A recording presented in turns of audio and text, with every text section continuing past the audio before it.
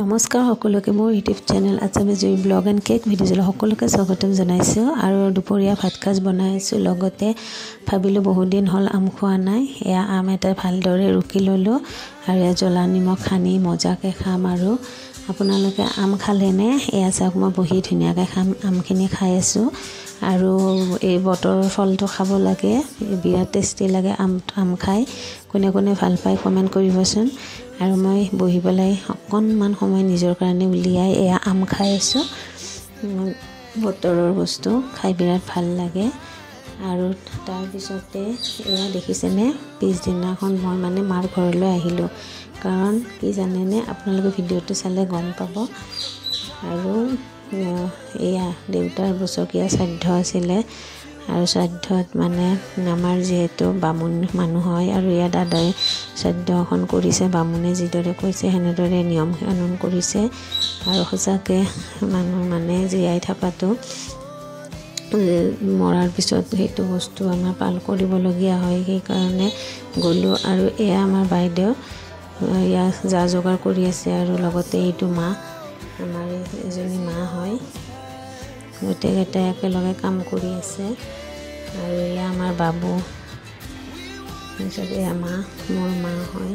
আৰু এনেকৈ বহুতো মানুহ আহিছে। এয়া ভিনদেউ, গোটেইকেইটা ল'ৰা ছোৱালী, আৰু এইজনী মই, এনেকৈ ইহঁতে কিবা কথা পাতি আছে।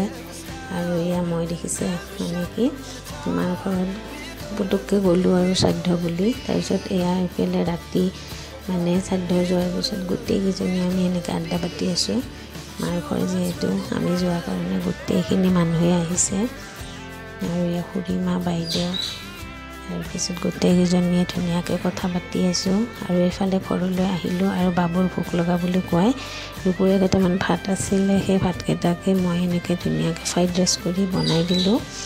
আৰু তাৰ যিহেতু ভোক লাগিছে, এনেই ভাত খাব নিবিচাৰে, লগতে চচো অকণমান দি দিলোঁ। আৰু চচখিনি দি পেলাই এনেকৈ ধুনীয়াকৈ লৰাই আছোঁ।